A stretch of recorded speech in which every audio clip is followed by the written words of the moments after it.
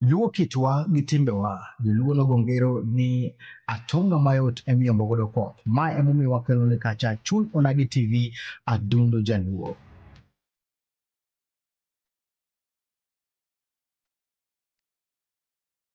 Wakelone chenro machalo kaka Dund Onagi. Ma en chenro ma yango gigo mosebedo ka mulo ngima dhano, weche masako ita, gino mabende mulo adundo jaluo.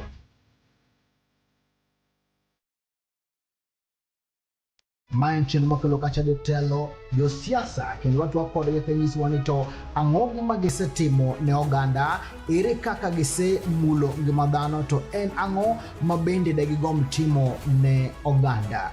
Ma yudore mana e Chuny Onagi TV, adundo jaluo.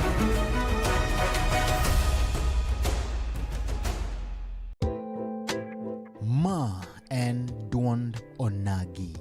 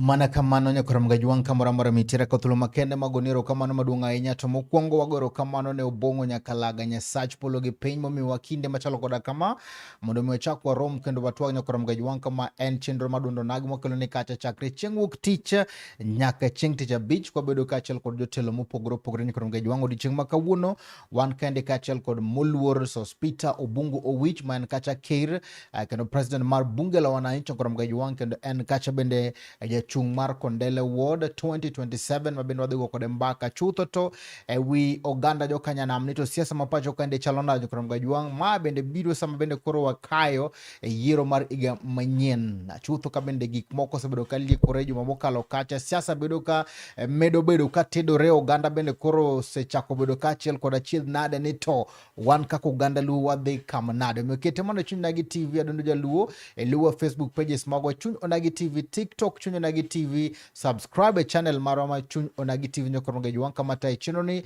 and Steve James aka Nyakwa Nyaronyo 1 tarik en tarik auchiel do mara bichi gagana rio kod pero kod auchiel akauthul makene marwa ke Chuny Onagi TV adundo jaluo wachako chinoni yono machalo koda kamandie moluor. Yes. Sospita Obungu Owich Rachir Nyatanga. Rayier wuod Nyatanga. Ichiu nani? Antie maber Steve, ndalo mang'eny. Ndalo mang'eny osegwaro? Osekaw kinde, but asene bedo ka follow aneno ka utiyo tich maber. Who sensitize the Luo community, who bring ma together. It is a unity platform. Kendo unify wa kaka oganda. So amor kode. Erokamano japiny mo joga kata joneno johera ma Chuny Onagi TV bende nowacho ni kelnwa Obungu Owich mondo mi wachak watwage kode mane mowacho ni wachak wamanyie mondo mi bi twag oganda osegwaro mae kamera mari musna ja Kanyanam ni to Obungu dhi nade. Okay, it's been a while kapok achopo ka kendo, but akaw thuolo makende odiochieng' ma kawuono mondo ago erokamano ne jogo duto mantiere matayo chenro mag Chuny Onagi TV. For the invite magemiya odiochieng' ma kawuono. Mar ariyo ago erokamano ne oganda jo Kanyanam kamoro amora ma untie, jogo ma gin johera maga, jogo mosebedo kawuotho koda, family mara, anyuolana, gi oganda duto te malemona mondo abed kod odiochieng' maber. Ago erokamano ne Nyasaye bende momiya odiochieng' machalo gi maka. Erokamano. Erokamano. In kaka jaked ne ratich oganda kendo ang'e ni isebedo kisiro sirikal mar William Samoei Ruto, iluongo ni totam. Adwa mana chako gino manotimore, ne nyiswa ni to limbe mar Linda Mwananchi cha ikruok mane bende nun godo kose dero notuch? Mokwongo adwa ni mondo achak kakawo thuolo makende mondo ago erokamano ne jo Kisumu County. Adwa go erokamano ne johera mag Linda Ground gi johera mag Linda Mwananchi. An ng'ama practice democracy nikech foundation mar siasa mara en social democracy. Nikech naluwo a true democrat, His Excellency the late Raila Amolo Odinga. Mano puonjowa ni democracy en chiwo thuolo ne ng'at ka ng'ato mondo wach dwache gi pache, gitimo gino modwaro at any given time. So an awuon nanyiso oganda wa duto te ni johera magwa mag jo Linda Ground, jogo ma ok ohero jo Linda Mwananchi, odiochieng' mane function notimore was on a Sunday. Nakwayo oganda te ma Kisumu ma gin johera mamaga ma ok omor gi Linda Mwananchi ni chieng'no gibed gi odiochieng' mar dhi e kanisa, to ng'ama ok odhi e kanisa to bedi e ot, to ng'ama ok obede ot to dhi kare mar ohala, to ng'ama ok odhi kare mar ohala to nyalo timo gimoro amora modwaro odiochieng'no, to kik okaw thuolone ni odhi chalo ka gima odhi kinyo jogo ma ok owinjore kode paro. Kich katiba marwa miwa thuolo maber mar chokruok kanyakla, mar wacho pachwa, emo miluongo ni freedom of expression. Inyalo express yourself in any given platform. Freedom to assemble, thuolo ma ji nyalo chokore godo. Freedom to associate, minyalo chokori go gi ng'ata ng'ata midwa ni chokri godo. Right mar movement, inyalo dhi kamoro amora midwaro. So nanyiso ogandawa, and I'm so happy ni so many of them nowinjo mano and they did not attend that rally. Negeweyo ma supporters mag Linda Mwananchi no attend that rally. And it turned out to be a success. Kendo adwa go erokamano ne Kenya Police. Ago erokamano ne polise duto ma Kisumu County. In their good way, this is a special recognition, kata appreciation mamiyogi for such a good work. Negi protect lives and properties of our people. Kaka ne ji paro ni ji nyalo hinyore, ne ji ok ohinyore. Kaka ne ji paro ni mwandu ne nyalo kethore, mwandu be ok okethore. So adwa ni mondo awach ni notimore yo maber. An kaka jahera mar Linda Ground, amor gi chunya ni jogo noyudo democratic space margi mar wacho dwachgi. Before gino ne dhi, nitiere jo Linda Ground moko ma bende ne wacho ni ok onengo bed ni chiwo thuolo machalo koda kamano mondo jogi ochop kandie. Jopiny moko bende neno ni samoro otiku ma joka ne chalo mang'eny matin ne Linda Ground. Adwa wacho ni ok ang'eyo joma ne wacho mano, nikech an awuon asenyisi gi dwacha ni an awuon nawacho ni ne nyaka migi thuolo. Because kata wan wawegi kaka jo Linda Ground, onge ng'ama nyalo tamowa wuotho e Kenya. So long as ni wan Kenyan citizens. Onge ng'ama nyalo tamo ng'ate wuothe kamoro amora midwa ni wuothe. The first procedure is to notify the police. The moment kiseluwo the right procedure, ma inyiso police ni dwa ni dhi bed an event in a very given place, you can request for security, then you are allowed to move in whichever part of this country. Therefore, the Linda Mwananchi ne nigi ratiro mar biro Kisumu kae. This is the very way ma Linda Ground bende wuotho ka gi traverse the entire country. Therefore, an awuon I was to the school of thought ni joge ne nyaka wene gi thuolo mondo gichop kae. Ka nitiere any leader mane wacho ni nokonego bed ni gibiro, then awacho ni that leader pod all live in denial. And that leader ok understand the Constitution of Kenya. Constitution of Kenya ochiwo rights ma ok obedo limited. Ochiwo rights ne japiny ma timo gimoro amora modwaro. Onge ng'ama chielo manyalo geng'o ratich ng'ama chielo. Koyieni mondo igeng' ratich ng'ama chielo. Kisumu nowuok kar rombgi kendo oganda ne ng'eny kabisa. Ma ne nyiso temo nyiso nang'o? Kisumu wa kaendi mokwongo, jo Kisumu gin very peaceful. Jo Kisumu gin joma ohero siasa. Jo Kisumu gin joma ohero welo. Jo Kisumu gin joma ohero winjo wach. Ne gidhi mondo giwinj wach. Ne giwinjo wach. Ne gikawo gik mane jogo wacho. Mano bende is a different case. But gima ng'eyo ni jo Kisumu ohero siasa. Ka Raila Amolo Odinga the late ne biro Kisumu kaendi, ne wawuok in our large numbers. We were not given any money. We were never mobilized. Tek ni ne wasewinjo ni baba ne biro, people could turn out in their very big masses. Mobilization. magi not immobilization and pesa no wuotho e ground seriously. Nitie joma ne obedo mobilized, yudhe no moko nobedo mobilized, nitie mine mane obedo mobilized ma be ochul. Nitie mobilization mane tim. Mar Raila Amolo Odinga nok tim ga mobilization. Manyiso ni crowd cha donge crowd cha pa neno organic ma ji neno na rally chon dhi ma onge mobilization mano. Politics is a combination. Nitie joma biro rally ni gin gihero ng'ane. Nitie ng'ama biro nana dhi neno Bungu wiche rally. Bungu na winje ga winja kawuono adhi nene.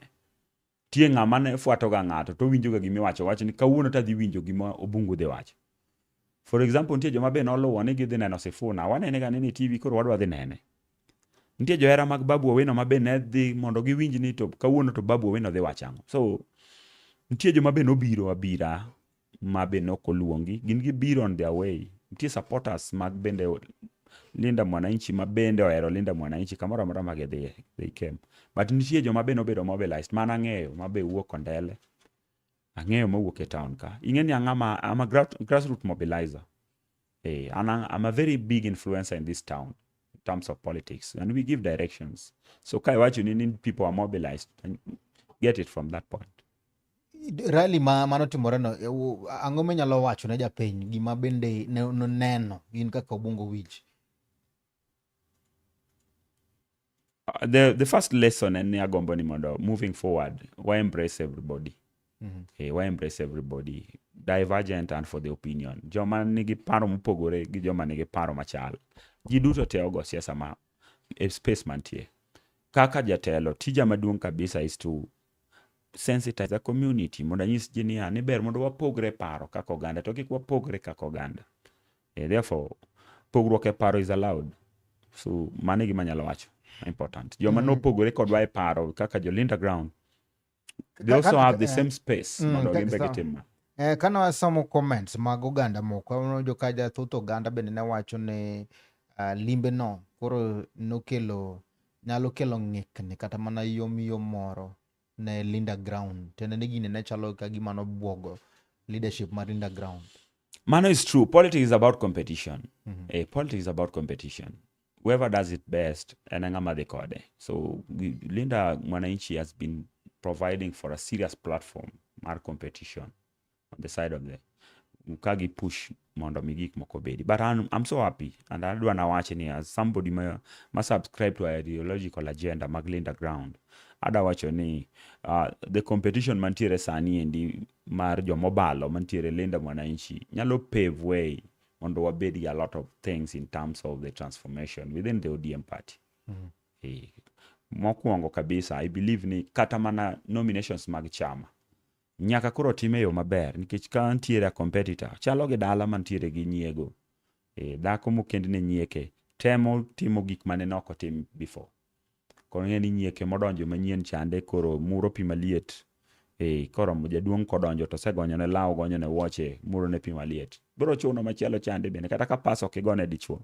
Chuno embe mondo go pas mondo embe no more, oera mondo dok e ot makoche. So Linda Ground gi Linda Mwananchi gin platforms ma miyowa thuolo kaka jogo madwaro kombe mopogore opogore, to giketo that balance mondo bedi, mondo mi gik mane samoro Linda Ground kata kaka real ODM ne nyalo bedo ni gitimo ma ok mor japiny, koro sani endi yudo ka Linda Mwananchi counter check on the leaders mag Linda Ground. So to me, I support that environment.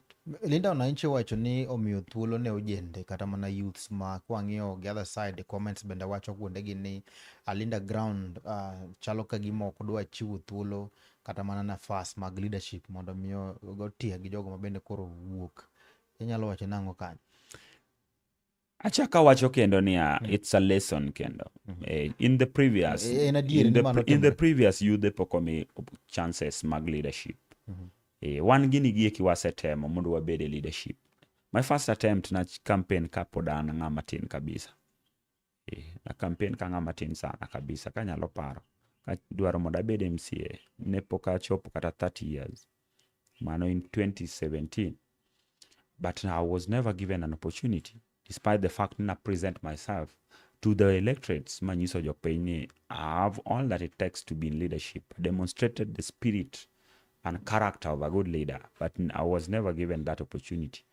In 2022, there's the very way I did all that I could within myself mondo abed leadership, but the party ODM be mane pod ochako deny the chance because of ang'o manomiyo deny a chance, the shambolic nominations manitiere in place at that time. So the environment was not conducive. So this time round, we are calling upon the party to see to it nigi keto all structures in place mabo guarantee free, fair and credible nomination process manyalo result into the fairness in terms of providing for good governance mondo japiny moyombo bed gi otiko ng'ama japiny dwaro mondo mi ticket. So mae kama youth osebedo ka inyore nikech ibiro kitin in ng'ama nigi fresh mind, samoro ya college, samoro ya university, samoro you work from the business sector, to in gi good ideas me articulate, the people are subscribing to your ideological agendas. You are resonating so well with the problems of the people, you are providing for good leadership, but you don't get the opportunity. So party must provide for this platform this time round. And that's the competition mantiere. Linda Mwananchi is trying to present the face magiwacho godo ne we are giving out opportunities to the young people to be in leadership. So the very same way Monego Benil in the ground should also work on the same. Manyiso ni policies mag Linda Mwananchi ber.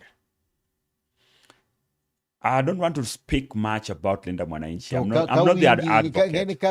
I'm not the advocate.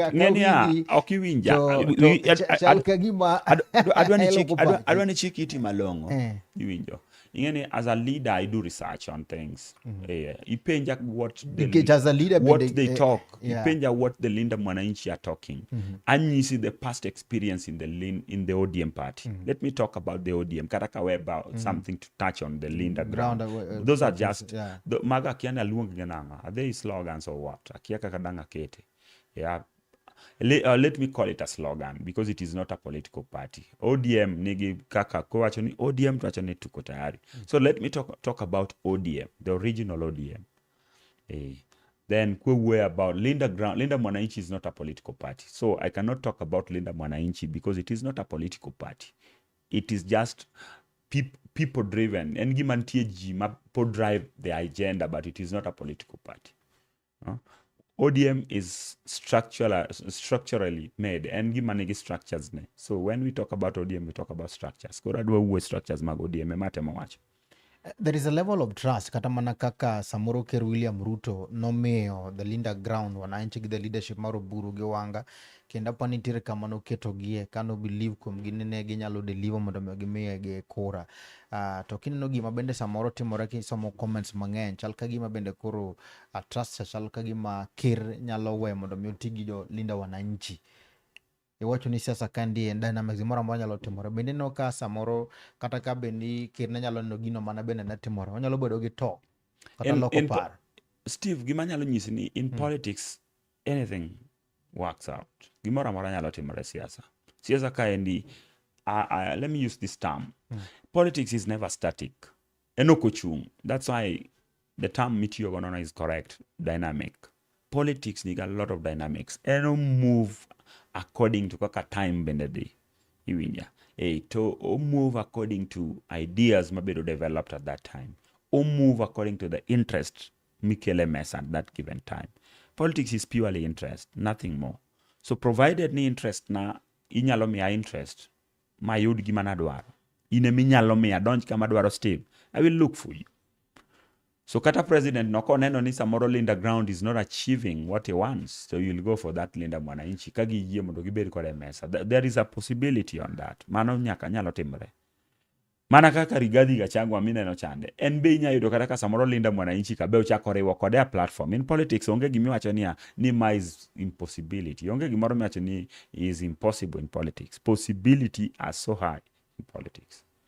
Romane gima nyalo nyisi mano be nyalo timore ka president oneno jokama jopiny ni kodgi and they have the numbers, president will just automatically look for them mondo gilos a coalition mondo gidhi into leadership. Kaka Linda ground bende ground utegno, are we achieving gimwadwaro cha bende lekno wano kwa kawe? It's true ni nti challenges. The first challenge and the youth mobilization. That is why ineno ka Linda ground nosechako gi the youth conference gisetima Mombasa, gisetima Nairobi. And move mondo me at least mobilize youths towards the agenda. Koro gisechako gitimo gik moko ma revamp the party. Party osebedo gi challenges. En gima ne people are not expecting ni to come. But nikech koro party leader not for. This is a challenge. Nobody saw it coming. But tok mano, the leadership of the party has really tried. Though challenges mag be gisebedo godo and financial constraints. Any pesa kionge go, you can't make movements. That's why they've made a lot of noise kage request ni omige pesa. And I'm being the one, I'm subscribing to them, to their ideological agenda. Ni ODM party, unego bene miyo pesa ne. Register the political parties. Chik wacho maber ni political party madongo giyudo pesa through the exchequer. Iwinja. So ODM nigi 12 billion monego bed ni sirikal miyo ODM. So I also believe ni onego bed ni kabeto pesa cha onego bed no bedo released mondo ODM obed strengthened. One of the very things Mane President Ruto signed gi Raila Amolo Odinga was to, in the 10-point agenda, was to strengthen political parties. Therefore, in the spirit of strengthening political parties, ODM should be given 12 billion. 12 billion, Rigathi Gachagua ne wacho ni Ruto bichiwo pesa ni ka okagigolo giriambo Sifuna mondo gimiya Babu na Mwamba. I don't want to speak a watch mar Rigathi Gachagua because Rigathi Gachagua onge structure ma party. He's not a party. He's not a party. Maja piny kaka leader ja piny dwa winjo ni tang'o matimore ka. Koro kadwa wuoye wach mar Rigathi Gachagua, but akia what ngeni I'm not part of the neck. Ana onge structure mar chama malo. Aonge kucha. Akia gimi ichwake yagulu malo kucha. Aonge kan. But ise winjo Anan piny kaendi. Gimoro ni dwar wako Babu na Mwamba chan. Mano is neither here neither there. But ise winjo ko wacho. An gima ng'eyo ni nentiere issue between a position mar Secretary General. Mabe pod en case ma pod ntiere before the political parties dispute and tribunal. That process, the pod odhi mbele up to now. Koro kang'e ni idwa gol ng'ane tiketo ng'ane. What I know ni wantiere gi acting Secretary General by law. Ma party miwacho no usni okopok chalo nade? Mago ing'eni in politics, everything, ng'ata nyalo wacho anything. Provided ni gino paro ni kowache to gino more at that particular time. ODM party nigi structures ne. It is a party that is founded on legal background. So ka ng'ato wacho no ouse nadi. Tena party mobedo founded on legal background. En kachande legally. Kore use nadi. Leadership ne is there anchored in law. Once you get the party leader, once you get chairperson, once you get the deputy party leaders. It's a structured political party. Kuri usenadi. Japiny bedo gi paro mopogore. Chel gino mabende samoro waluongi kande kaka chel kombe. Koro political party is not an individual. It is not an individual property. You cannot sell it as an individual. It is for the people. ODM is for the people, by the people, with the people. It cannot be sold to anybody. That's why ODM gets funding through inyalo use no bedo political party kamano, but koro duol mare koro onge godo kaka chama. Obedo controlled. Gino bende giwacho ni koro nagi yao. Through structures mag ODM, they do their regular meetings. They come up with their deliberations in terms of what they want to achieve. Sani wang'eyo meeting manya ni Mombasa chande, membership, no droll membership from parliamentary wing to the leadership mar party, even the governors, senators, and everybody, they came up together. So, agenda mar the party is there. It is live. Avoid the propaganda mar Rigathi Gachagua. Rigathi Gachagua is a competitor mar ODM because he's a party leader mar the DCP. We don't expect him to talk good about ODM. He cannot sell any image, positive image for the ODM is also crying. You work ni chama mar Ker, UDA, okumigi luor. Of course, they are competitors. Ngeni UDA and ODM. Ngeni UDA mano chama mar serikal. They compete for power. Iwinja. Ngeni sani pok giloso coalition agreement. Therefore, pod nyaka giwuok kamano. Gin gi differences. Gilaro thuno. So chal gi family ma tiere nyithindo mang'eny to nyithindo dwaro gima gichame ot. gin differ e ot to konyiso ni mano koro pogruok nitiere. Koro kata ODM gi UDA mago gin joma nitiere ot achiel, ot mar broad based. Koro gigore e ot seche ma ng'ano wacho ni miya luor konyiso ni nitiere sigu moro e iye. Obungu yie mondo apenje gimoro ka. Yeah. Nwago mbaka kodi kandie ndalo moko mokalo kandie. Kinyalo yie kata kidina clips be wanyalo golo ni nyisa ni achiel kuom jogo ma bende noketho ombulu mar baba ne en Junet Mohamed, nikech ne en ema nomiye pesa manodhi rito godo jogo ma bende koro agents coach, to ne ok otimo kaka ne dwaro. En adier? Ka in gi clip no tigol, nikech an mano to kama ne pok wacho. Ka in gi clip no igol mondo jopiny one. An gima nyalo wacho ni niya, iwinja ni challenges to ne nitiere elections nikech ang'o, wantie gi areas mang'eny mane party no kobedo represented. To ng'ama notelo nenen? Chika iti. Wantiere gi so many areas mane party no kobedo represented in terms of ang'o, in terms of agents. Ne wan gi chief agent Ole Kanchori Santabao, nying machalo gi mano. We all know what he said. Kata seche manogo koko chande. He talked about it. It is in the public domain. Mar gik manotimore. Iwinja. But Junet and director my elections. So the buck stops with him. The moment my agents are not in the polling centers, agents represent the interest of the party. Jinyaka penje kaka director my elections.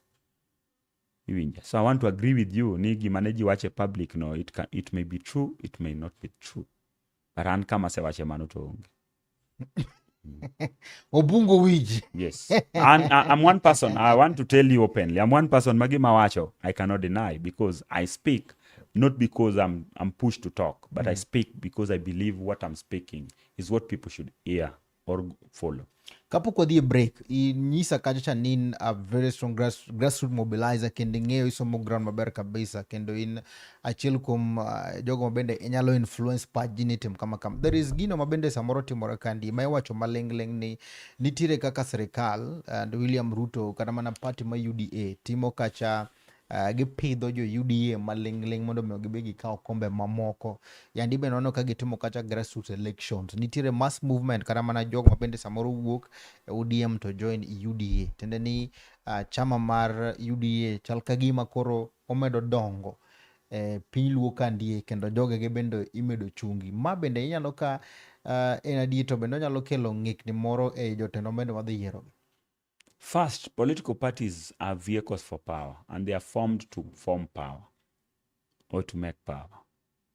Koro ODM, UDA as a party, kagin gi structures gi magiketo in place magidwaro ni mondo gimbe giyud godo their leadership in National Assembly, in the Senate, in the county assemblies, governors and what have you. Onge makosa. It is allowed in law. And every political party gidwaro ni aspirations mag kata agenda margi maduong' kabisa en ni parties go be obed ni gimbe gin gi teko. Mano be kaka wambe kaka ODM wambe wa believe the same ni wambe onyak wabed gi representatives at all levels. So ka UDA is thinking the same, onge makosa. An as a Democrat, anyisi ni I'm a Democrat. I'm one person ma oka believe ni ngeni thoth jo wawacho gacha ni wan jo ODM, but we don't understand the term D and what that D means. Iwinja. D no nyiso ni ngata mantiere machiegni nigi ratiro mar timo gima katiba ombe omiye. UDA as a political party, katiba omiye thuolo mar mondo embe exist. O put a fair competition e laro kombe midwaro.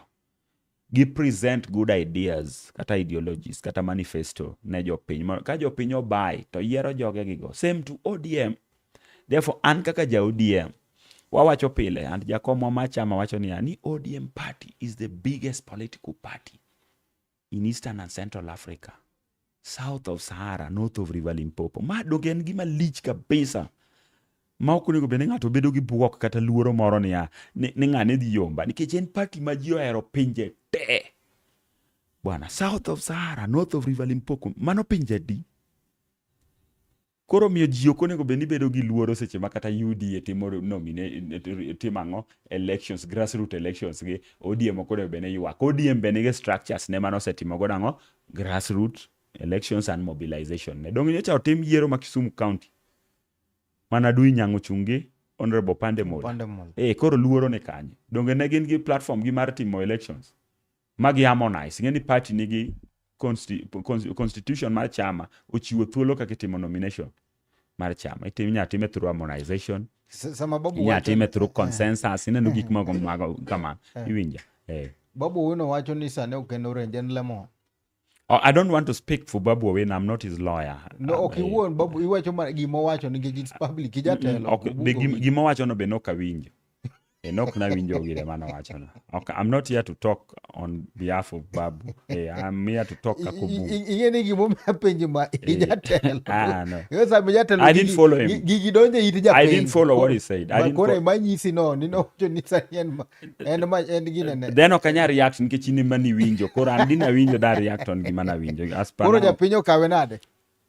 Japiny mano chiko ite na paro ni he had his own explanations of it. An gima ng'eyo ni I'm in ODM, I'm a life member of ODM 010598.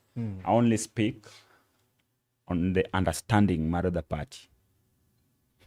Ngama Lemon no mano be nyalo beda political party machielo. So I can't speak on behalf of Lemon because I'm not in Lemon. I don't understand Lemon. I only understand Orange. Mana kama nyakoro Mgajwang' wan kende kachiel kod moluor as hospital bungo wich nyakoro Mgajwang' ama en kacha ker mar bunge la wananchi Kenya mangima kendo jachung' kacha komno mar Kondele Ward gana ariyo kod pro kod abiriyo nyakoro Mgajwang' dhi e break ang' waduogo telo mar ariyo to dhi go mbaka kato dhi nyiso ni to lek mare chalo nade. Wan bende kacha gi wach mabende notimore kacha Seme kama bende waneno sama ne MP ma Seme Nyikal bende ne koro iko kacha wuon gi nyakoro Mgajwang' tira chila ari adek mabende notimore liel kacha odhi penje ni to gik ailago mabende notimore kanyo chalo nade. Wan kaka oganda Luo nyakoro Mgajwang' onego bende ne watimo nango bende wanyalo makore kanyakra mondo mi wuoth kamoro achiel. Bende nitiere geno ni oganda Luo dhi makore mondo mi obed gimoro achiel nyakoro Mgajwang' koso pogruok ne dhi siko. Med mana kete chuny na gi TV odogo bang' sama chuok. Ma en duond onagi.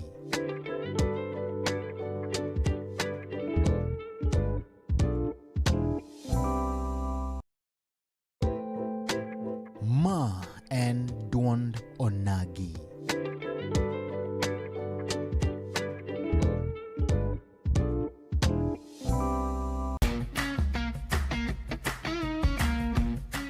Looking for furniture that speaks comfort, style, and strength? Welcome to Kolweny Furniture's Kisumu, where quality meets affordability. From elegant sofas to strong beds, stylish tables to modern cabinets, we've got the best furniture to turn your house into a home. Enjoy great prices, long-lasting durability, and reliable delivery services right to your doorstep. Why settle for less when you can have the best? Visit Kolweny Furniture's Kisumu today. Call us now on 0716-520-294. Kolweny Furniture's Kisumu. Built to last, price to please.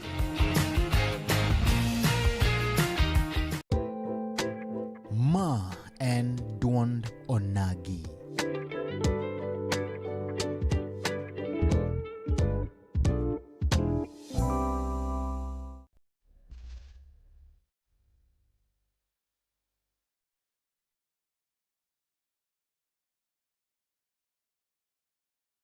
Luo kitwa gi timbewa, Luo nogongero ni atonga mayot emiyombo godo koth. Ma emomiyo wakelo ne kacha chuny onagi TV adundo jaluo.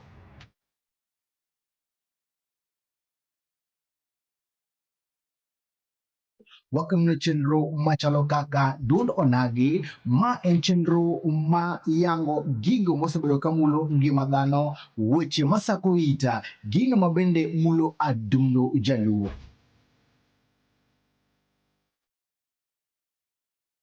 Maen chenro makelo kacha jotelo, josiasa kendo watu wakodgi kanyisowa ni to ang'o ma gisetimo ne oganda, ere kaka gise mulo ngima dhano, to en ang'o ma bende degigomb timo ne oganda. Ma yudore mana e chuny onagi TV adundo jaluo.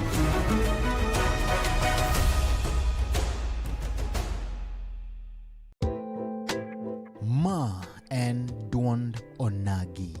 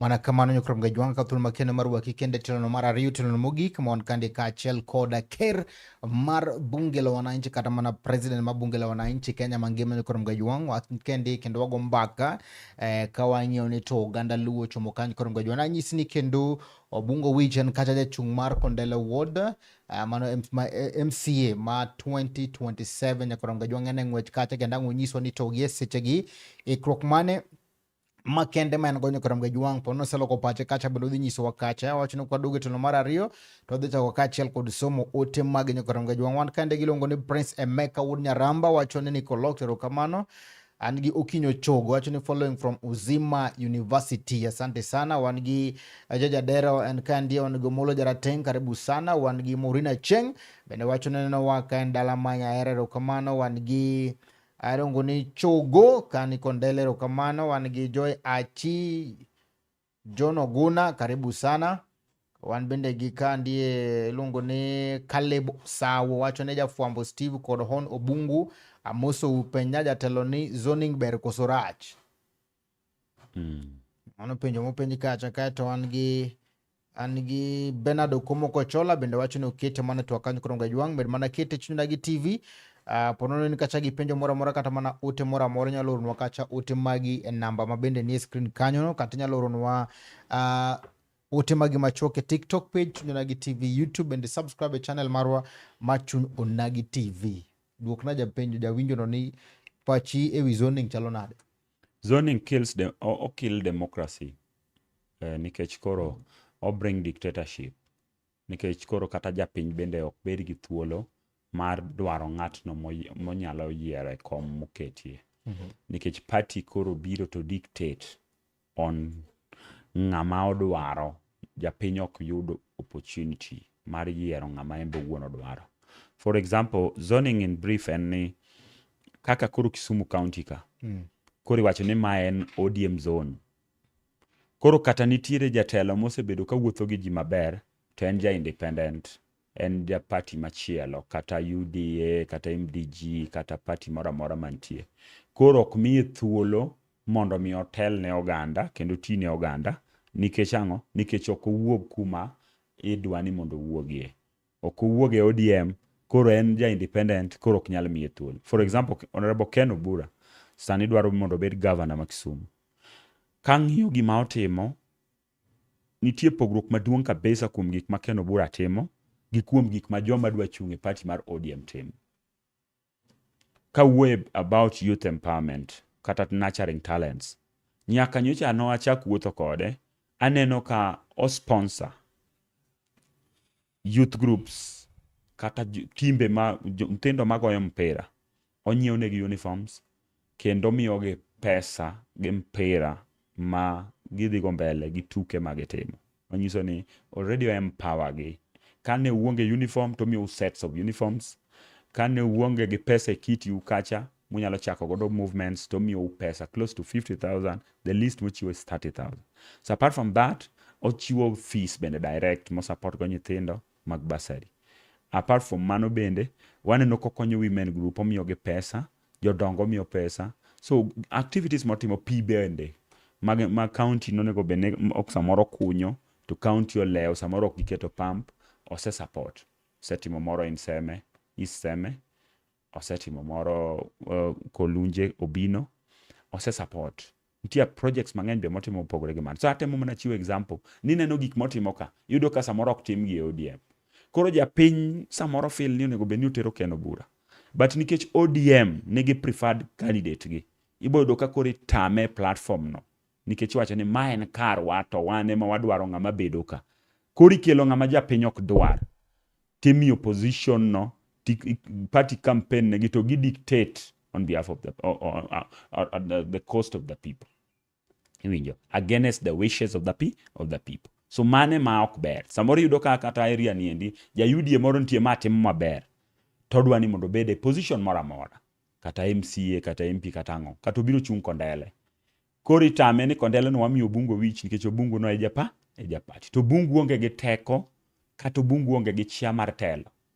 Onge gima Obungu osetimo maber. But ja UDA cha osetiyo maber, kendo jopiny ni kode. Koro itame thuolo. Miana wacho ni zoning ok ber, oweya gik moko thuolo.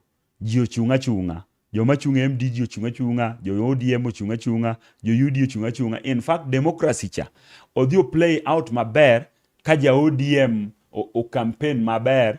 ODM as a party o consolidate support maber ne candidates gite mage win free fair. Mane ka japiny bro bedo godo gi mor. Mage makelo gimiluongo ni voter apathy. Mage manosahinyo Raila Amolo Odinga kata in the last elections. Kane jakom ochung' president, wang'e ni kura manokogo e Luo Nyanza ne en kura 700,000. Luo Nyanza mangima nokogo kura 700,000. President William Samoei Ruto noyombo Raila gi kura 200,000. Kura 700,000 nokogo because of ang'o? Reasons mopogore opogore. En ni one, MCA na mane an godo mana support. Oma ombulu. Koro chuna gi ng'ama chielo. Koro wacho niya, koro kadhi go kura cha. Nikech ang'o? Koro en anyali ma koro japiny timo ne chama. Gima wanene mang'eny ka japiny wuoyo kamano. So, zoning no okelo voter apathy. Japiny koro tamore goyo ombulu nikech ofil ni en bende ichune gi ng'ama okodwa gi ng'ama okodwa. Koro mondo wa avoid voter apathy, mwadhi go elections ma japiny nyalo yudo ratiro mar goyo ombulu maonge ng'ama ochune, nyaka watim free and fair, to nyaka waket platform ma favor everybody, ma favor every political party. Nikech ODM practice democracy. Let that democracy prevail mondo mi political parties moko be thuolo mar gimbe chungo jogegi. Erokamano ahinya kwaro Opiyo Nicolot Mbaya ka wadhi atikora kendo seme ik mar wuonye kala. Mano ka bende rochni kata koko nowuoke achiel ariyo adek ka jopiny wacho ne jotendwa makaluogi ma samoro kelo koko e liete. Kapok awuoyo about seme, adwa wuoyo in general. Jaluo ne en ng'ama noluoro nyasi. Nitiere nyasi e ngima dhano ma jaluo en ng'ama noluoro. Luo kitwa gi timbewa. Yani sama wawuoyo e chuny onagi to nyaka wapuonj oganda luo. Nitie gik mane jaluo ne timo manomiyo oganda moko noluorowa. Nitiere nyasi mar nyuol. En nyasi ma ji ne biro kanyakla to ji kelo chiwo mar nyathi monyuol ka gigo erokamano ne min nyathi kuom ting'o nyathi e ich dweche 9 monyuolo nyathi. Kane nyathi ma dichuo to ne okelo mor e dala nikech ne en nyathi marito mwandu. En obiro gero ot, en obiro dong' e pacho, ka en chogo obiro dong' e pacho korito dala ka wuon dala osenindo. Ka joma telo mbele kosego dala. Ka en nyathi manyako to nene ni kaka nyathi madhi kelo mwandu. Kopuonje mosomo, odhi katedo, ibiro nyuome, obiro paro pachien. So mano ne en nyasi mokwongo. Nyasi mar ariyo ne en nyasi mar kend. Kane nyathi ma dichuo osechopo higni 18, koro kendo nyathi manyako. Kano introduce ei dala. Nokele dala, mama ne kuongo nyiso chi wuode chande, opuonje kakiteno kendo, to puonje kakitedo, to notedo kode malo. Mak chieng' makore gonye, makoro chako tede simba. But kane pod en ei dala, tiyudo ka chiemo duto te ne chamo e ot man malo, to en ema notedo malo, to kelo chiemo to chamo malo. Ok nochieme simba, to gi dichuo mokende kata wuod dala mokende ne gichieme ot malo. Mane kaka neno kane timore kadongo gi jonyuolna gi kwarwa gini. Mopogore nyasi mogik en nyasi mar tho. Nyasi mar tho, jaluo en ng'ama oluoro ng'atno motho. Oluore, omiye luor. Emomiyo ineno ka ng'ato tho, tiyudo ka wan gi nyasi mogik. Kizungu luongo ni befitting send off. Wachiwo kendo watiyo gi mwanduwa mathoth kabisa e kowo jogo motho moloyo jogo mangima. Iyudo ka watimo arambe ma worth millions, tigo budget titiyo gi pesa cha te, to nyathi ni e dhot ok dhi skul. Jaluo ohero nyadhi. So nyadhi mar jaluo mar liel cha, waluor ng'ama onindo. Nikech ng'ama onindo cha bende iwacho ni embe nyaka bed respected. Nikech oneno, en ng'ama nyaka bed respected. Life ne chande pod is very precious and important. Onego bed nwa luor. Omiyo adwa kwede okang' mamalo. I condemn in the strongest terms possible. Iwinja. The barbaric, the uncouth, uncalled behavior. The character and becoming. Mar gima nyocha notimore liel kacha. It is not good. It is not right. Steve and baba wa gi mama wa nosetho. I remember ni chieng' mani ikogi. That was the day mane an kodgi gi the last respect. Nikech ne gidhiyo kachaka rad kodgi kendo. An mani odiochieng' mana dware all solidarity support mar osiepena gi family members. Ng'amo ketho liel mi kiiko wuonu mano ng'amo wiyi ok nyal wil go e ngima. Mano ng'amo chayi, mano ng'amo biro nyisi ni onyoni nyaka dakika mogik nikech seche ka you are at your lowest moment, you cannot react. Therefore, leaders manie piny luo, politicians manie piny luo, let us respect the dead. Let us respect other politicians. Let us not carry our problems to wachak watero to the people man gi problems. Omiyo jotelo te manyodhi e liendno, manyo kelo koko e liendno, I want to tell them that is not leadership. Leadership and presenting yourself to the people. Leadership is not misrepresentation. Leadership is not doing what they did there. Omiyo en gima rach. Kendo wawacho ni kata sani adwa kawo thuolo makende mondo ago pole ne moluor Nyikal. Kaka wuod Seme Marandiga, agone pole. Kaka wuod Seme bende wuod Nyikal mangima. Nikech Nyikal koro mane kwar Seme mangima. Koro ago pole ne joka Nyikal, ago pole ne jo Seme kuom wito jaduong' maduong' kabisa mane ji oluoro, to wich kuot mano miye chieng' iko mare bende ne ok omorowa kaka jo Seme. Kendo ok omorowa kaka joluo. Kendo nyiso kido marach ne party, ne jo chama, ne ji duto te. Waneno kane gigolo Governor ma Siaya James Orengo kano dhi ywago Nyikal ma bende ne ok oloso. Mane en gima rach.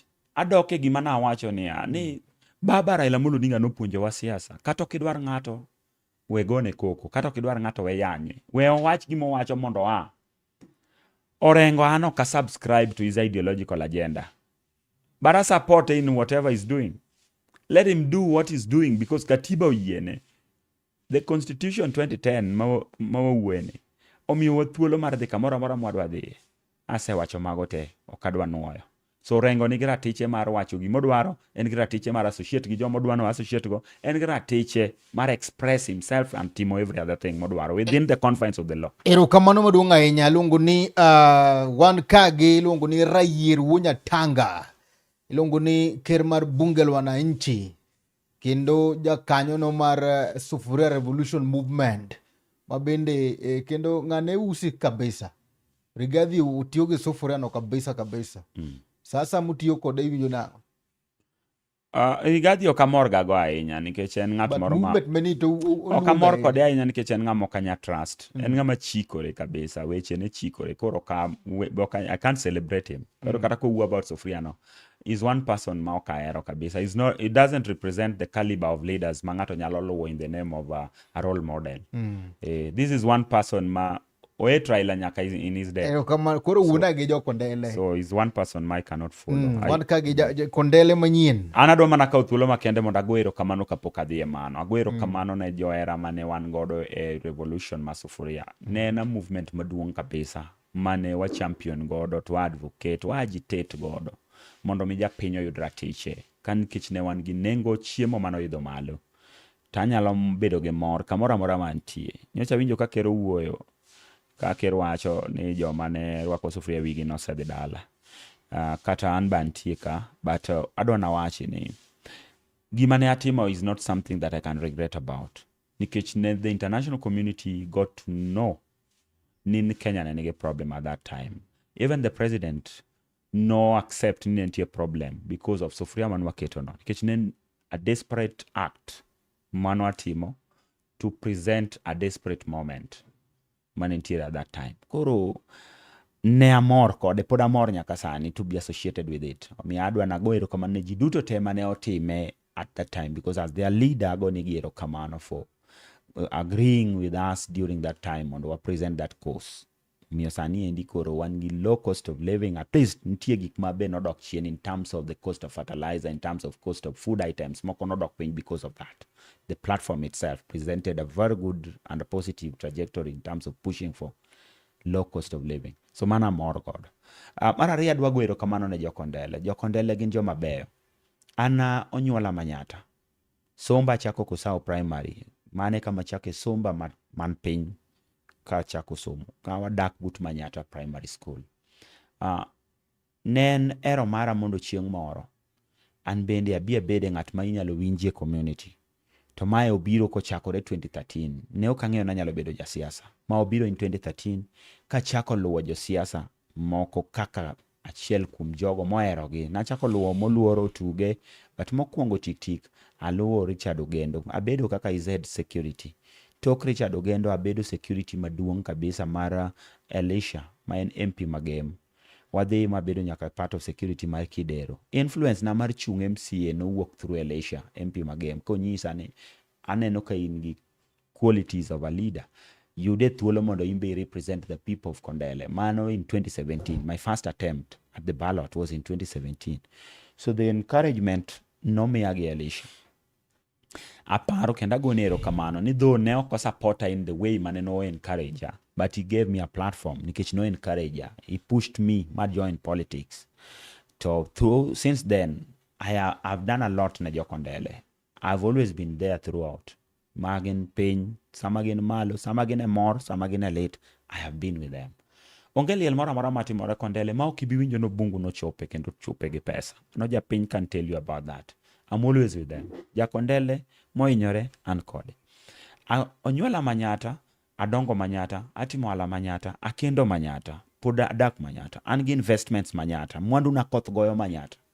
So as a real owner, ma bende nigi estate, part of an estate within Manyata, I feel nitie problems ma face jo Manyata. One, and sewer. Ei Manyata wachate, pok wabedo connected to sewer.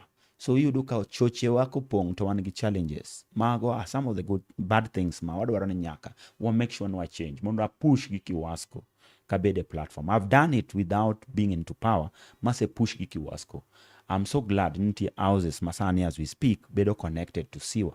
Mano is a positive thing manyalo wacho madhi mbele. But kabedo MCA 2027 tunti a lot of things madhi timo in terms of oversight. Mondo wa push mondo gik ma ok dhi maber ka gitimbre. So role na maduong' kabisa will be oversight, and I'm going to rely on that role mondo push godo mondo Kondele obed gi changes mang'eny kabisa. In the border sector, it is all known. Everybody knows what I did in Kondele. After realizing ni border nige problem, as their patron for Kondele border, I sat down with the leadership of the border.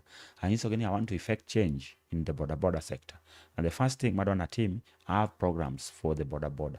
When I get as an MCA, abro konyo to assist in terms of the insurance cover, mondo ubedi the SHA, mondo wachul ne jomo nyalo chulo negi, to wangika kwa nyalo empower the rest. Mondo mano be otimore. But before then, manyalo timo sani with my resources ka connect with my friends machoko pesa is to put your shade. Mondo konyu during ka koth chwe, to konyu during ka chieng' rieny, which I did, about 45 border shades. Out of my own networks, I did that. Apart from that, I've done the Marambis. I have gone to their groups. I've helped them register SACCOs, Magasa team, for the border. I've supported their children, Madi School. In January, I gave out bursaries. About sums of 2,000, 3,000, I gave to families, close to 100 families, which I gave in Kondele. And Gingik Mao Kawacha, they are there. I bought lockers, I bought books, I bought uniforms. I supported Jomanedi School. My work from the poor background, that are the most vulnerable. I did that. In terms of health, I've identified many Nyal. I'm supporting them through SHA. Actually, only 500 as part of the registration. Kagi join the SHA. Koro awegi kagi move kidi gorombele. Currently, as we speak, I want to introduce another project known as what? Madi support godo ilongenango. I will talk about it later when I remember. But mopogore gi mano, an gi gik mang'eny masetimo ne Jokondele maneno kacha. Ng'eyo ni in terms of legislation, nitiere pieces of legislation mok adwa wacho gi sani nikech my opponents will copy them. Madwaro ni mondo mi abia present in the county assembly. Kapok oyiera to gikosa yiera.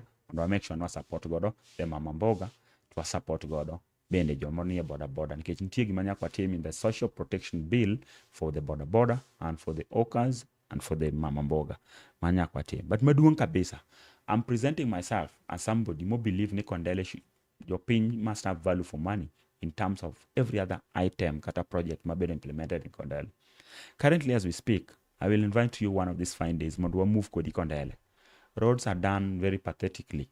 Ndechini wailoso maricho, shoddily. Contractors makao tije. tije ichiwo kendo imiyo huge allocations of money, but tije matimore kondele gin gik ma ok inyalo wacho. Omiyo magi eki gin gik ma abiro make sure ni kabedo MCA, the first thing is to push with the contractor mondo o implement gimonego bed ni o implement according to the procedures mag procurement or Procurements Act of 2012. Nyaka o make sure ni tich otimore ma japiny obedo gi yie ni tich otiyore maber. An ang'eyo ni kabedo MCA tabiro timo tich, adwa ni Kondele obed a benchmark place. Kondele obed a place ma ji duto te bire for benchmarking. And we set good standard in terms of development, in terms of the infrastructure. Nderni olos makare, wabed gi siwa, wabed gi pi maler, wabed gi stima, wabed gi street lights, wabed gi clean market centers. Taka ochok in terms of garbage collection, gik moko timeyo makare. In terms of youth economic empowerment, abiro timo gimilongo ne youth vijana kikao, a platform which will bring the youths from Kondele, a conference. Mwabo bedo kodgi piny. Youths mantiere tije magitimo, we will start konyogi in terms of training. Ka in youth matimo biashara, to watimo gimilongo ne financial literacy. Wamedo puonjogi kaka itiyo gi pesa. Because inyalo bedo ni dwa timo ohala, tikia kaka onego bed ni chako ohala. In gi capital, tikia kaka onego engage yourself. Therefore, we tell you kaka onego bed ni timo ohala by bringing people mantiere gi know-how manyalo konyogi in terms of that. Yudhe maonge gi tich, we will engage them through innovative ideas. Mondo giwe bedo job seekers, but instead gibed job creators, create their own jobs. Why empower in terms of some small capital, magin samoro in form of grants, ma nyalo manyo through my networks, mondo wa support gi through that. To mano through county, we'll also see and tap resources material within the county, ma nyalo support the young people. Ntie gimilong ni AGPO, access to government procurement opportunities. Tenders mar for the youths, we will make sure any youths so that such opportunities mondo gitim tijegi. Currently as we speak, MCS timo tenders nyaka mag the young people. MCS timo gimilong ni conflict of interest. Onego bed ni gi oversight on the projects, to gine magi implement on the projects. Therefore, projects are not done in the correct way, nikech jogi eki gin magi end up timo tije monego bed ni gitimango gi oversight. Ochal gi ondiek mochung' e dhot norito rombo. Koro win wuon rombo kinyal bedo gi dier ni rombo ni wang' no wuoge ot kaen nango kaen kare kaka ne weyo otieno. So mano be gima japiny be ok nya bedo gadier ni projects gi pesa gibiro tigo maber, nikech MCA monego bed ni rito mwandu mag jopiny ema olokore chamo mwandu mag jopiny. So abro make sure ni wa create gimoro amora midwa tim in terms of transparency and accountability. Emomiyo awacho ni Kondechwa ni en dongruok mineno. It is a visible development. Jopiny biro realize ni development en gima is tangible, en gima you can see it by yourself, en gima you can feel it by yourself, and leadership that nobody will regret about. Idhi gi chama mane? Sama wuoyo kodi ni am a ODM member and life member mar chama mar ODM 010598 and I'm in the party. Tipingu party. Ing'eni nitie gima samoro ji kia kata in iwuon e kia kama ibeteno. Party wakacha nitiere gimilongo ni internal democracy. Internal democracy, chieng' moro kane Baba Raila Amolo Odinga ne address party supporters in Kakamega, nowacho ni kata i chama ka Sifuna niendi samoro gik mowacho ok nyal bedo ni nyalo moro oganda te mag jochama, but embe en gi ratiche mar wacho gik mowacho go nikech en e chama. Political parties bedo built, best strength mar political parties en ka ji reason differently. Obungu donge Shikiti en ka ji reason differently, nikech ka upako uduto ute seche moko ok unyal realize kama nitiere problem. So an kaka sama wuoyo kodi niendi, I read the constitution, the party constitution, ang'eyo gima chama dwaro. Sama wuoyo niendi ok aping chama, anyisi gik monego bed ni timore mondo wager chama obed motegno. Pakoni kendo burane ma bende dhigi independent ODM bende koro chungo ng'at gi ODM. Ok ine konyalo mayo ombulu moko. Donge mano democracy? Donge mano democracy? Democracy ni donge mano democracy donge mano democracy monego bed ni prevail mondo ng'at ka ng'ato obed gi ratiche. Sama wuoyo kodi ni political party mar ODM pok identify candidate mar ODM. Magawacho ni mae ng'ama dhi e governor. Same to MCA.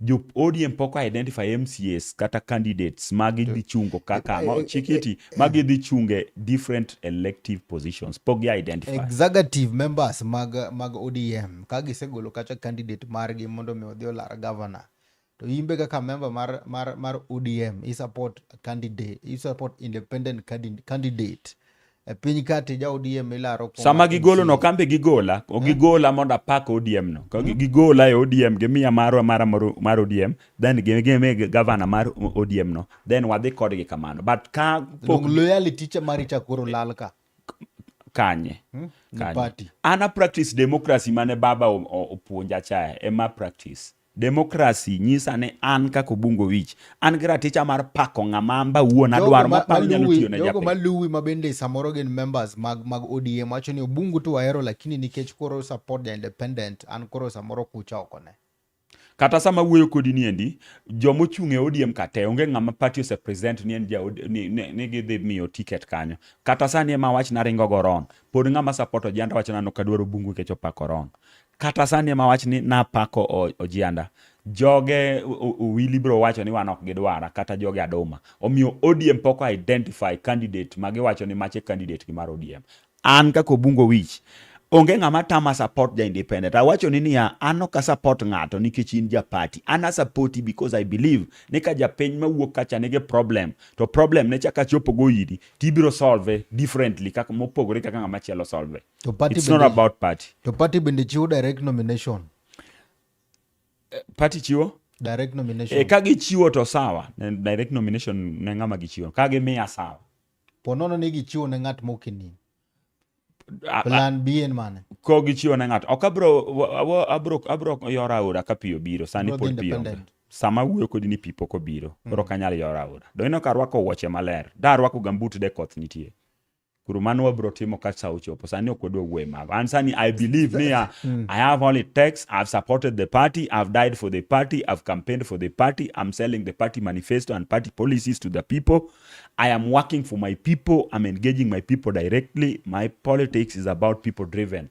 Koro, I have all that it takes to be given the party ticket. And in fact, ka party chiwo direct, let them give it to me directly. Mondo awe kata campaign, kicha seti yone chama. I'm a face of conduct. Bungu no ko mibede no, na se bedo gi oganda mabende waji gi seti yone party maber kabisa. But kane gidhi to no ka giyudo certificate mabende koro wacho ni. Sani, wano ka bende Raila Amolo Odinga, mabende ino ka ji wacho ni sani tingo bat malo unge cha. Bedo mar Raila Amolo Odinga bedo ne ma onge cha eno kanyalo kelo lokruok moko kata lokruok na oganda japiny nyalo mi ng'at ma bende samoro dwaro ok abi celebrate to baba nikech baba ne en apila maduong' kabisa manoriwo oganda luo to baba ne en bende apila maduong' kabisa manoriwo party mar ODM ok abi celebrate to ne be ok abi wacho ni koro setho koro ting'o bat onge ang'oge no and I will only urge the party mar ODM let them exercise democracy by giving out ng'ama jopiny dwaro. The voice of the people. Let them listen to the voice of the people. Baba himself nok mawaga MCA. Baba ne onge gi interest and choices for MCA. Cartels manentie piny ka e chama ka emane samoro timonwa timbe manokonego beniti itim. Ok baba. Ka MCAs ma Kenya gin more than 1,450. Koro mago elective positions. Baba nyalo control MCAs kote. Baba ne ok nyal control those wards material within Kenya, close to 1,400. No konyal control wards go tenga mi yero MCA. No konyal control ngami yero MP te. Ne ok nyalre. Baba ne chiwo platform no chiwo ne the National Elections Board. The National Elections Board emo bedo charged with the responsibility mar conduct free, fair and credible elections. Therefore, sama wuoyo kodi ni endi wacho niya, achuthe manie i chama, matijgi maduong' kabisa en ni sani gidwa interfere gi party nominations. Nyaka kwergi. And mano does not mean wapingo chama. Nyaka kwergi.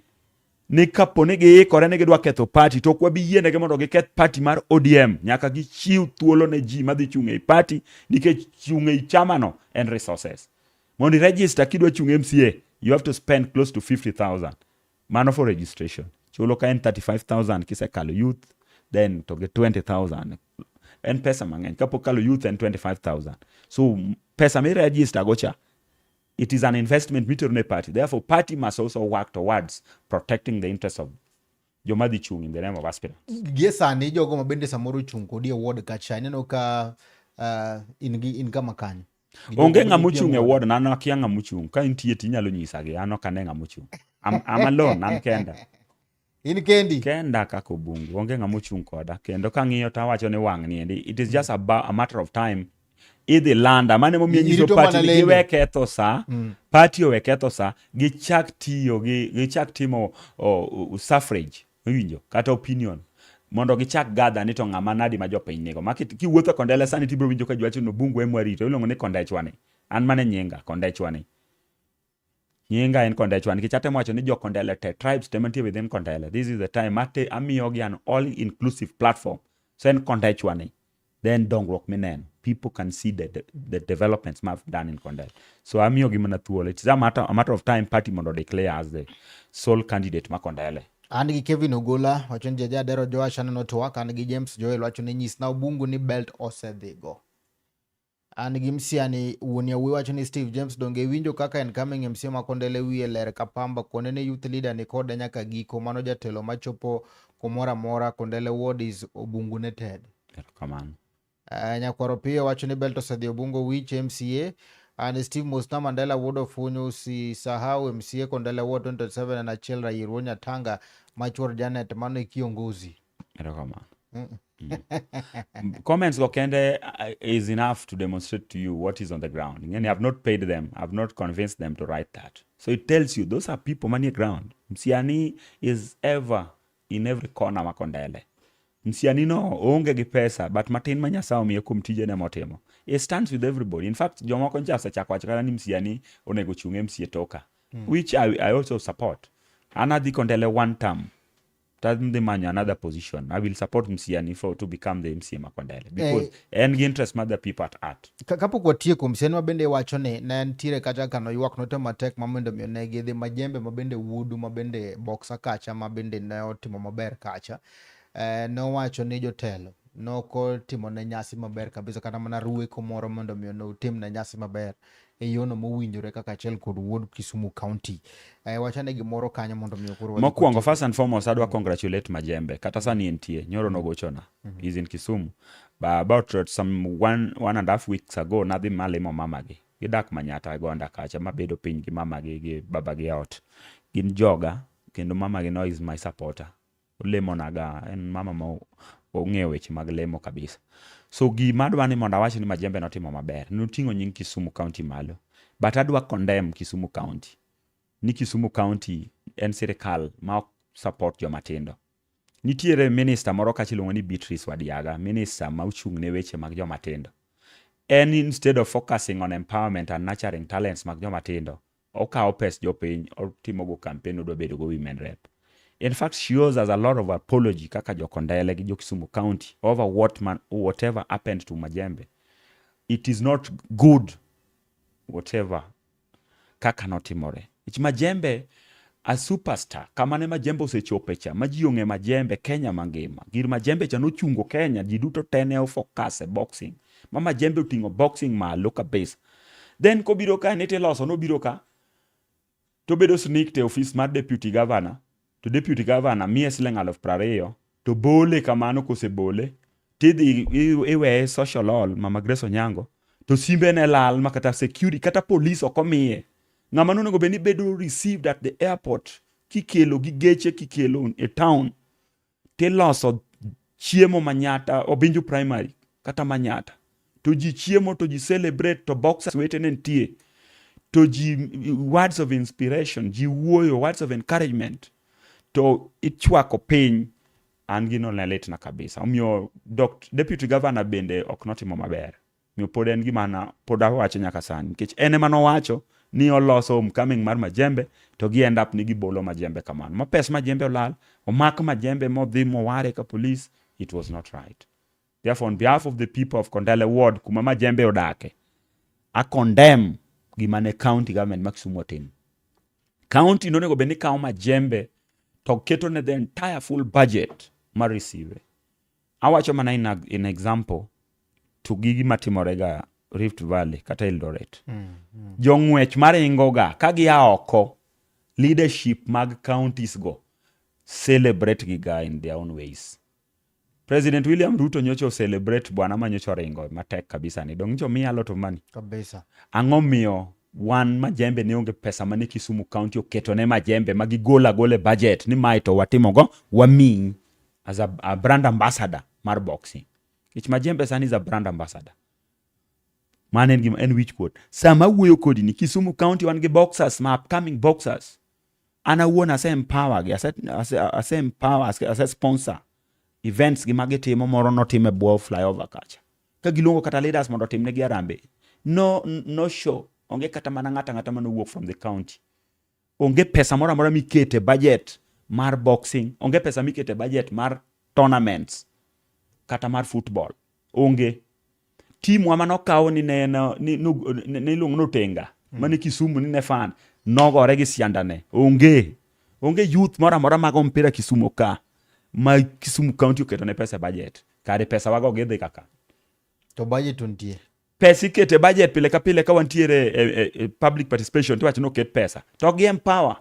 Kondele Ward ne wantie gi jotugo mabeyo kabisa mane uchako gocho at the grassroots level. Mana wuon na empower. First phase of the tournament, second phase of the tournament. Nyithindo go pod gina street kuonde go onge gima gitimo. Wantie gi soccer geto tournament. Ma igoyo Kaloleni Shauri Moyo. Nigi jotugo mabeyo kabisa. Wan gi nyithindo mowuok Obunga mago ga chapa demba gidhi ga kanyo. County does not even empower them. Koro miyo ma county ma 2027 ng'ama dhi bedo governor Honorable Ken Obura nyaka make sure ni invest in sports and talents. And I'm glad ni sechako timo mano already. You must do that. Erokamano. Kokamano nyakwar magajwang kautulo makende maguniro kamano madunga inya kumkete mane chunyo nagi TV adundo jaluo mane chendro madundo nagi med mana luwa Facebook page mara chunyo nagi TV, TikTok chunyo nagi TV kate subscribe channel maro mar chunyo nagi TV nyakwar magajwang ambenya luwa Facebook page mara kacha Steve James erokamano ne japicha mara Felix Omondi mabendo timo kacha matek kabisa mondo me pichni gi wugyo eyono maler kabisa kachel kod medusa machendo ni ilungacha ni Nelson Mandela Okore Ward of Funyu Jerusalem. Nyakwaro pia wacho ni mchani wenye uwe bungo wija telo maber kabisa wang ni to Nyakalande kokamano kapokwa tieko akautul makene marmi thuolo makende mondo mi wach mugiko tieko. Ka tieko tadwa kawo thuolo makende mondo los gi oganda jokanyana. Oganda mar dhod Luo chunyo nagi TV. Oganda mar Luo, it is time mondo wadog chien mondo wangi kuma wuoke kaka oganda. 60 years down the line, wabedo gi the first president of the Republic of Kenya, His Excellency the late President Jomo Kenyatta. Ka wazungu dhi. Onge oganda Luo mane nomako kombe madongo e sirikal mar Kenya. Wabedo gi the late Daniel Toroitich Arap Moi. Onge oganda dhod Luo mane obede migepe madongo e sirikal. Wabedo gi the late Mwai Kibaki. Onge oganda mar dhod Luo mane nomako migepe madongo. Wabedo gi moluor Uhuru Muigai Kenyatta. Oganda Luo ne ok obede migepe madongo. Sani wan gi President William Samoei Ruto. Oganda Luo, waselando nu mathoth kuonde moganda Luo nitie. Wabeduru johera, wabeduru jombola, wabeduru jomoherore kaka oganda.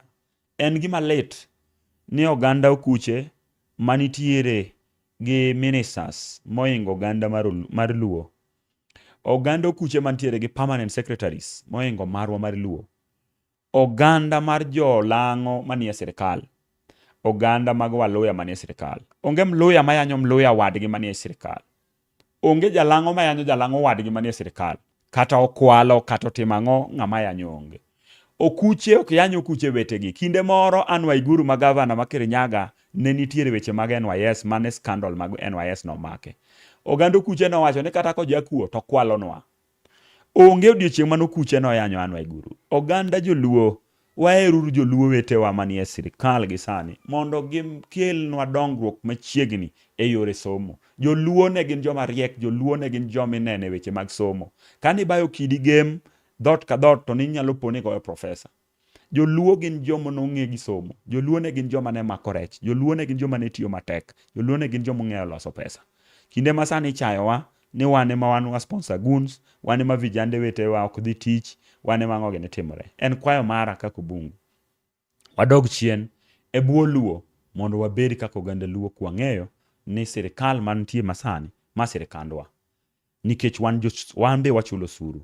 Wan jo Kenya. Wagoyo ombulu ma sirikandwa. William Samoei Ruto ma jomoko dhirowa mondo wagore godo ni. Oganda moko rito mondo wawuoge to gidonji. Okuche wuondowa ni gigoyo Ruto to gidwaro seche ma Ruto dhi korgi to gipamone kendo giromone kendo gibiro in their large numbers. Wan bende wawe gore gi William Samoei Ruto. Wawe gore gi PS Raymond Omolo. En wuod luo, kama omakono, omako ne luo, kama omakono, omako ne jo Kenya. Wawe gore gi John Mbadi. Weche mag pesa mochung'eno, opuodho budget, gero luo. Wawe gore gi joluo manitiere, Opiyo Wandayi gini, wamegi support. Kok kamano, tago erokamano ni joluo, kawacho ni jaluo mak lwet jaluo, wabed luo for luo, waherre kaka joluo. Erokamano Nyasaye mondo ogwedhi. Erokamano, wabed luo for luo, waherre kaka joluo. Mano wach mogik mar ker mar bunge la wananchi kendo jachung' mar Kondele Ward higa 2017 nyakoro mgajwanjo kaka bende wagomba kakandie mane momiyo wakelo kande jotelo mopogore opogore mondo wasom kuom gi paro ka ginyiso ni to piny chomo kama nade nyakoro mgajwang omiyo kamoro amora mitira waka thol makende magonero kamano maduong' ahinya med kete mar Chuny Onagi TV adundo jaluo lowe Facebook pages mogo Chuny Onagi TV TikTok Chuny Onagi TV wiki kwil mondo mi subscribe YouTube channel mar Chuny Onagi TV kama ni tai chino ni enan Steve James aka Nyakwar Nyaronyo One Nyakwar Mkael Ogot Oritu Masani. Erokamano. Ma en duond Onagi.